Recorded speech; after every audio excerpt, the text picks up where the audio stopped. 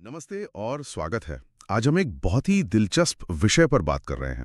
नमस्ते। भारत में घरेलू सोशल मीडिया प्लेटफॉर्म्स, उनका क्या हाल है, क्या भविष्य है? हाँ, ये विषय काफी अहम है, खासकर अगर हम देखें कि भारत कितना बड़ा डिजिटल बाजार है। बिल्कुल, और तेजी से बढ़ भी रहा है। हमारे पास जो स्रोत हैं वो भारत में घरेलू सोशल मीडिया का भविष्य नाम के एक विश्लेषण पर आधारित हैं। तो आज हम यही समझने की कोशिश करेंगे कि भाई इतनी बड़ी डिजिटल आबादी, इतनी टेक टैलेंट, फिर भी हमारे पास फेसबुक, इंस्टाग्राम या एक्स जैसा अपना कोई बड़ा धाकड़ सोशल मीडिया ऐप क्यों नहीं है? सही सवाल है, और स्रोत बताते हैं कि इसकी एक नहीं कई वजह हैं। क्या है वो वजह, क्या चुनौतियां हैं, और क्या कोई उम्मीद है कि भविष्य में कोई भारतीय प्लेटफॉर्म इन ग्लोबल दिग्गजों को टक्कर दे पाएगा? हाँ, इन्हीं सब पर बात करेंगे। विश्लेषण काफी गहराई में जाता है। ठीक है, तो चलिए शुरू करते हैं। पहला सवाल यही कि आखिर कमी कहाँ रह गई, क्यों नहीं बन पाया हमारा अपना फेसबुक या ट्विटर? देखिए, विश्लेषण के मुताबिक जो सबसे बड़ी और पहली वजह है वो है जबरदस्त ग्लोबल कंपटीशन।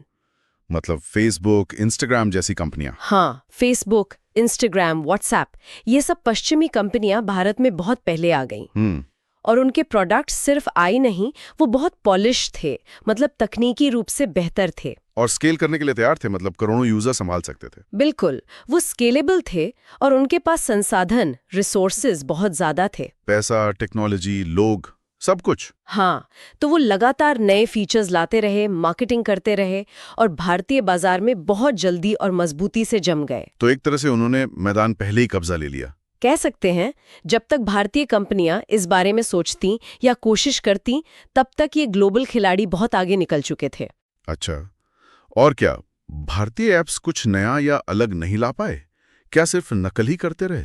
जानकारी तो यही बताती है कि इनोवेशन, मतलब कुछ नया करने की कमी एक बड़ा मुद्दा रही। जैसे कि कू, हाइक, मोज, जोश, ये सब ऐप्स? हाँ, इनमें से ज्यादातर ने, आप कह सकती हैं, मौजूदा अमेरिकन मॉडल को ही कॉपी किया, जिसे वो कॉपीकैट सिंड्रोम कह रहे हैं। बिल्कुल वही बात। भाषा और थोड़ा बहुत लोकल कंटेंट जोड़ दिया, लेकिन कोई ऐसा खास अनोखा फीचर नहीं था जो यूजर्स को खींच सके या पुराने ऐप्स छुड़वा सके। हाँ, कोई मस्ट हैव फीचर नहीं था। जब तक कुछ एकदम नया और जरूरी ना हो, लोग क्यों बदलेंगे? शुरुआती क्रेज खत्म, यूजर वापस। सही बात है। अच्छा, सिर्फ ऐप बनाना ही तो काफी नहीं होता, उसे चलाने, बड़ा करने के लिए पैसा भी चाहिए। फंडिंग का क्या सीन रहा?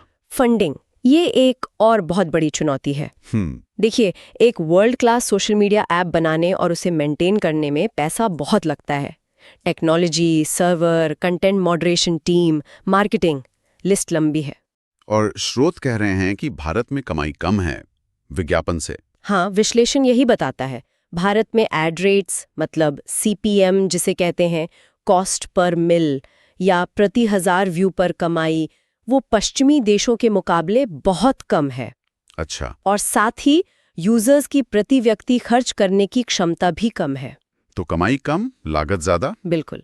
इस वजह से भारतीय कंपनियों के लिए लगातार भारी इन्वेस्टमेंट उठाना या शुरू के सालों का घाटा सहना बहुत मुश्किल हो जाता है। जबकि अमेरिकी कंपनियां अपने ग्लोबल रेवेन्यू से ये आसानी से कर लेती हैं। हाँ, उनके लिए भारत एक बाजार है, उनके पास दुनिया भर से पैसा आ रहा है, वो यहाँ लंबे समय तक घाटा सह सकते हैं। ये तो बड़ा मुश्किल समीकरण है।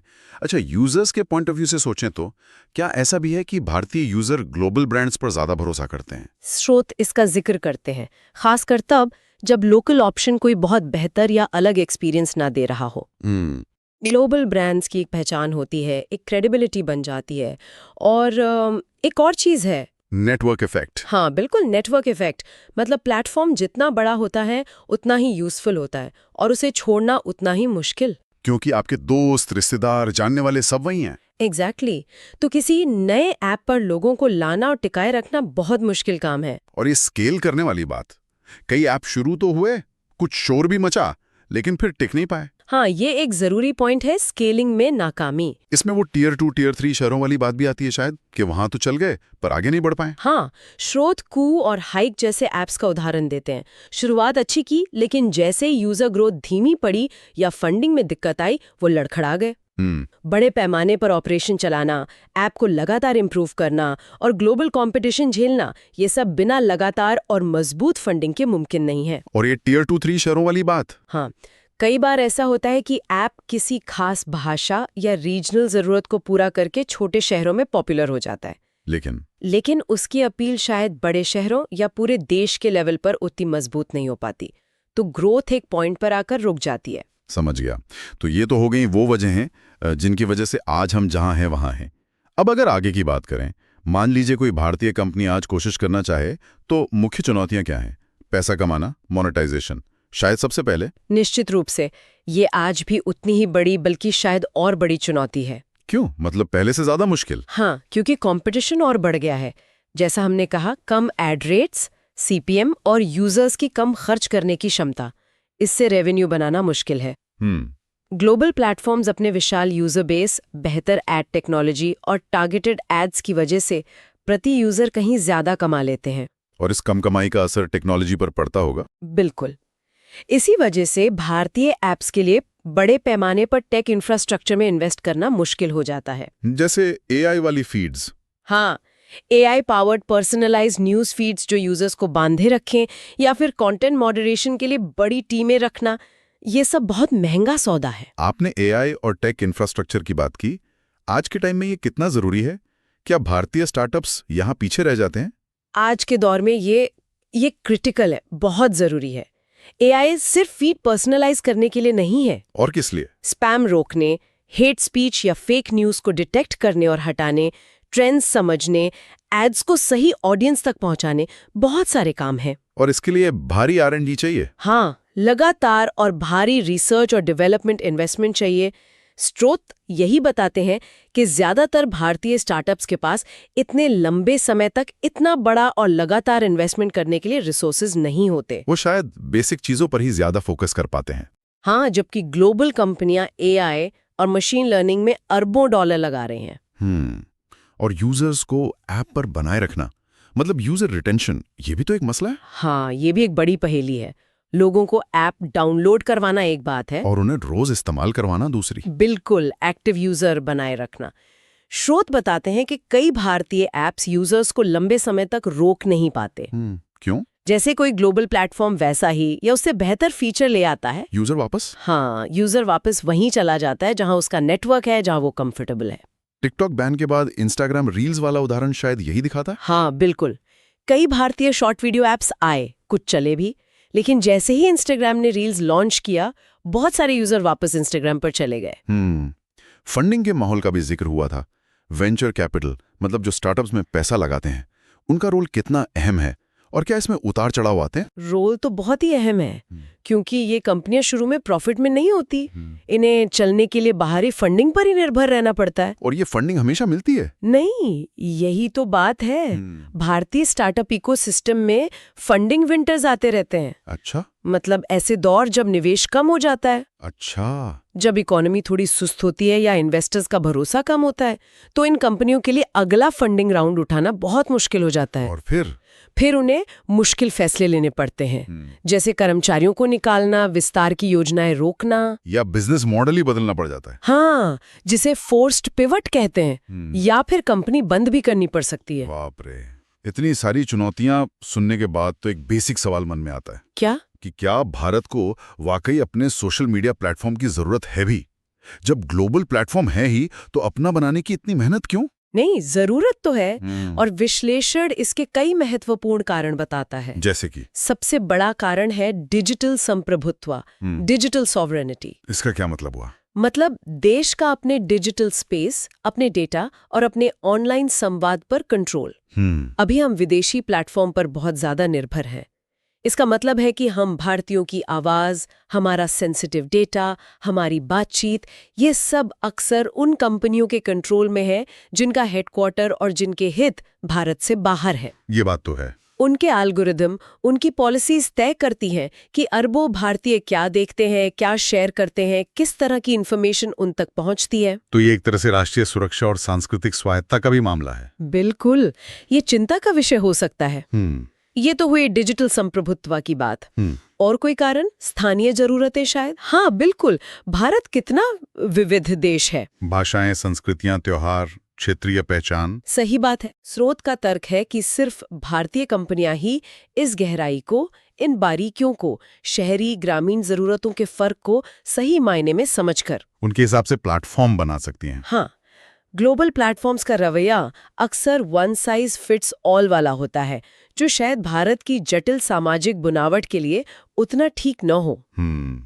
और ज़ाहिर है आर्थिक पहलू भी होगा, इकोनॉमी पर असर। बिल्कुल, अगर कोई घरेलू ऐप सफल होता है तो सोचे कितना फायदा होगा। नौकरियां, हजारों नौकरियां पैदा होंगी, देश में टेक इनोवेशन और टैलेंट को बढ़ावा मिलेगा। कंटेंट क्रिएटर्स को भी फायदा होगा। हाँ, स्थानीय कंटेंट क्रिएटर्स को एक बड़ा मंच और कमाई का जरिया मिलेगा। और सबसे बड़ी बात, जो भी प्रॉफिट होगा वो देश में ही रहेगा। हाँ, वो विदेशी इन्वेस्टर्स के पास जाने के बजाय भारत की इकोनॉमी में वापस आएगा।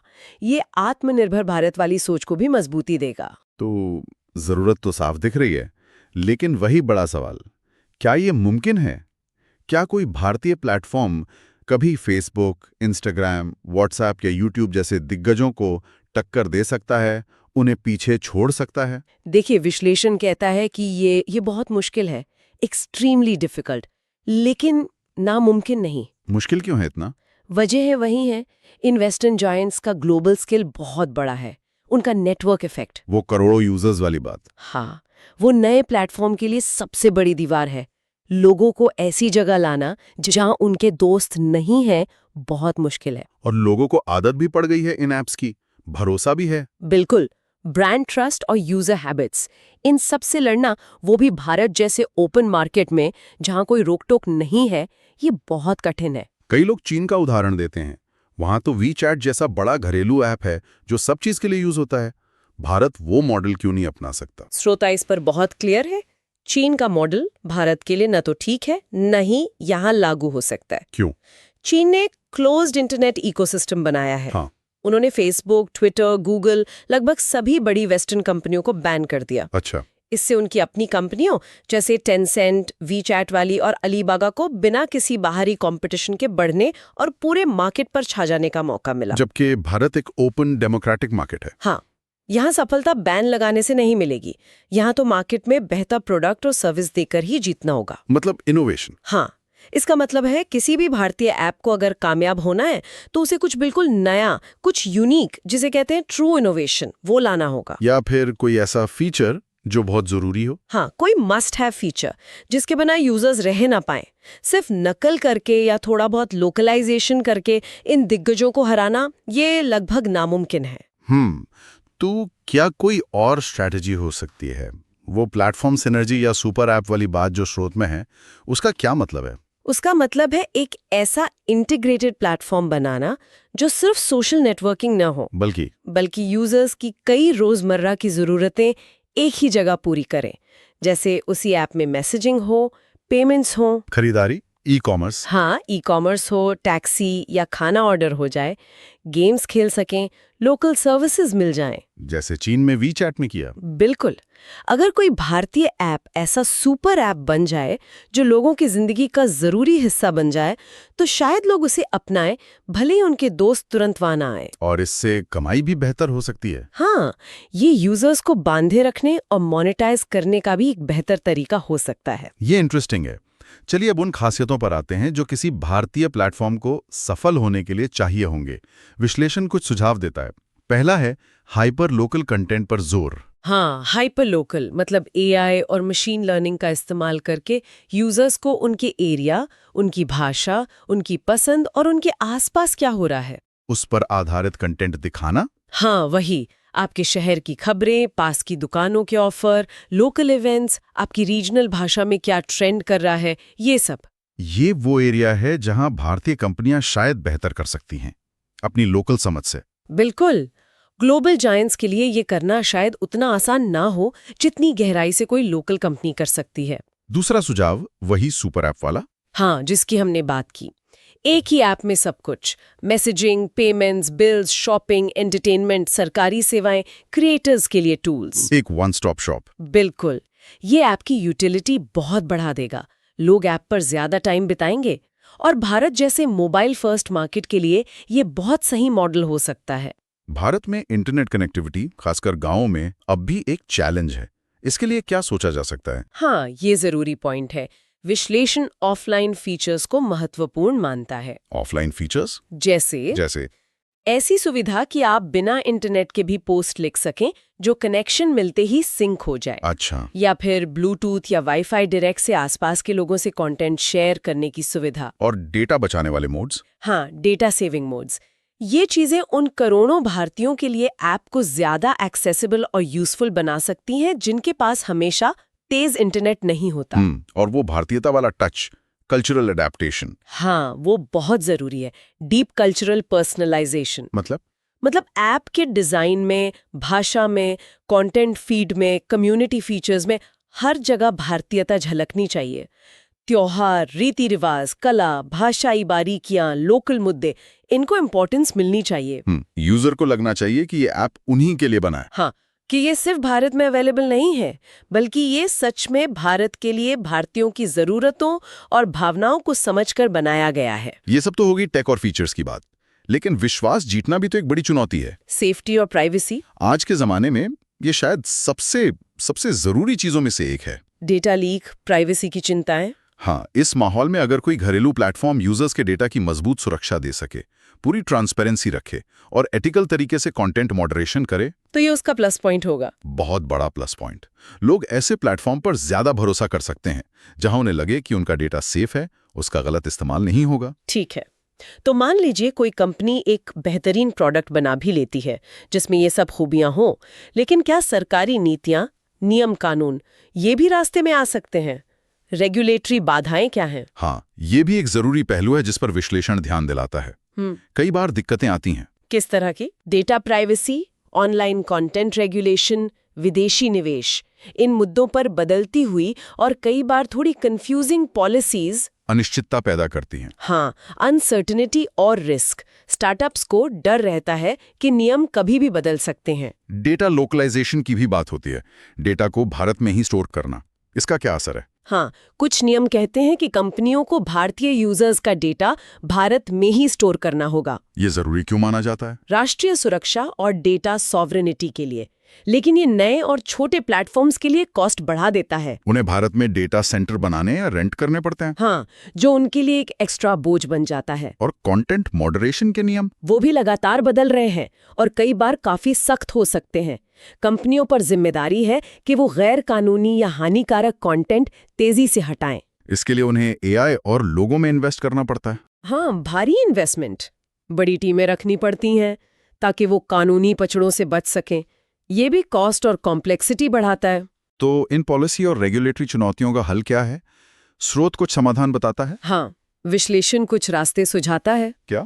पहला, इनोवेशन को बढ़ावा। सरकार और प्राइवेट सेक्टर को सोशल मीडिया टेक में असली R&D में ज्यादा इन्वेस्ट करना चाहिए।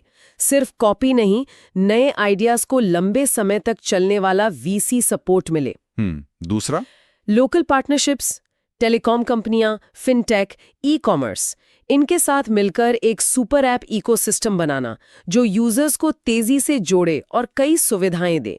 तीसरा, स्पष्ट और स्थिर नीतियां।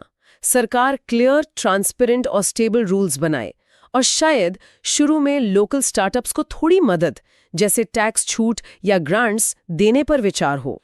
ठीक है। चौथा, ग्लोबल सोच, ग्लोबल साउथ पर फोकस। सिर्फ भारत नहीं, बल्कि एशिया, अफ्रीका, लैटिन अमेरिका के उन विकासशील देशों पर भी ध्यान देना जिनकी जरूरतें भारत जैसी हैं। वहां भी मौका हो सकता है। और पांचवा, यूजर सेंट्रिक डिजाइन और विश्वास। आखिर में सब कुछ यूजर पर है। ऐप इस्तेमाल में आसान हो, भारतीय जरूरतों को समझे, डेटा सेफ्टी और कंटेंट मॉडरेशन में बेस्ट हो, ताकि धीरे धीरे विश्वास बने।